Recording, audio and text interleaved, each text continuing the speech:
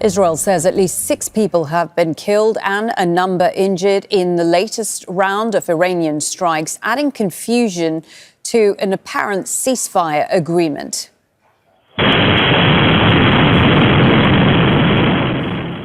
This is the moment a missile strike hit a building in Beersheva in southern Israel. The attacks started just an hour after Iran announced it would halt strikes on Israel. That followed an earlier declaration by US President Donald Trump that both countries had agreed to a ceasefire. The first phase of that ceasefire ended a few minutes ago, but it remains unclear whether either side has actually agreed to its terms. Let's go now to Noor Odeh in Amman for the latest in this exchange of attacks between Israel and Iran. She is reporting on Israel, but is reporting from Amman because the Israeli government has banned Aljazeera from reporting inside Israel and the occupied West Bank. Noor, so I wonder if you have any more clarity than we do. More strikes from Iran into Israel in the last hour or so, a 5th round of strikes. A number of people have been killed, despite a declaration from Donald Trump earlier this evening that a ceasefire had been agreed to between Israel and Iran. What more can you tell us?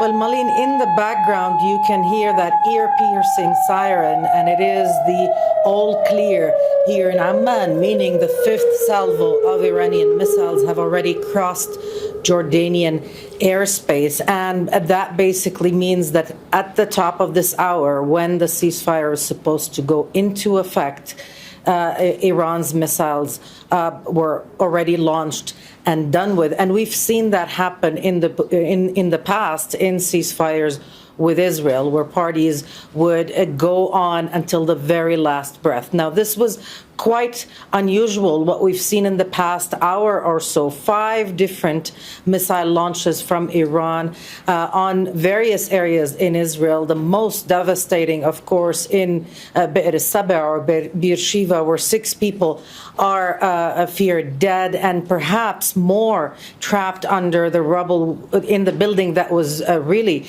devastated by a direct impact, a direct hit from a missile launched by Iran. So this is still developing in terms of what is the final tally of these different launches, what was impacted in addition to this building. And we don't know if the last salvo, the 5th one, has already made landfall in Israel, but certainly this is the most extended period of missile launches that we've seen. We know already from Israeli reporting that the Israeli Prime Minister has instructed his ministers not to comment on the news of the ceasefire or on what is happening, and that perhaps is because what Israel is looking for is an equation of calm for calm, not an actual announcement of an agreement between Iran and Israel, which of course do not have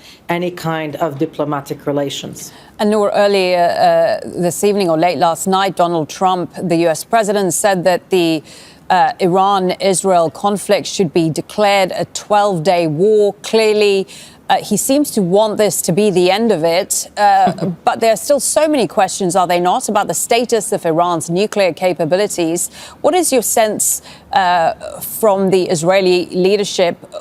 Will they be satisfied in leaving things here?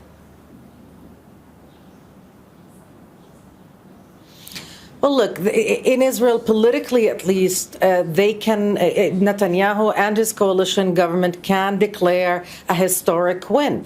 Israel was able to assault Iran, to bomb various sites across the country, to hurt Iran and the Iranian government, if you will, do something that nobody thought could be done, especially without direct American engagement from the get-go. And not only that, Netanyahu was able to drag Donald Trump into the mix, to have him deploy those large B-2 bombers and to strike at Iran's three most fortified nuclear sites. So politically speaking, they can declare a win. And this would be a win just in time, just before the Israeli public begins to say that this is a war without an end, that this is a war of attrition, because the losses, economic and otherwise, have been significant.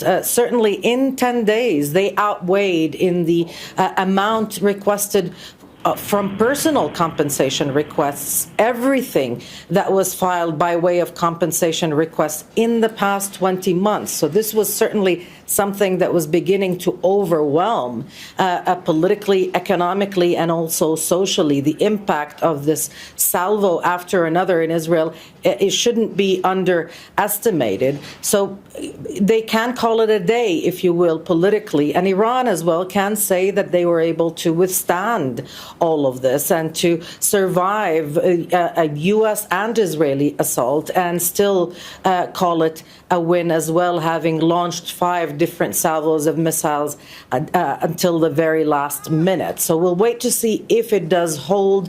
But my estimate, my guess is, just from following what the different statements and dynamics is that nobody will call this an agreement, at least not Iran and Israel. Noor O'Day there for us in Amman. Many thanks for that. Make sure to subscribe to our channel to get the latest news from Aljazeera.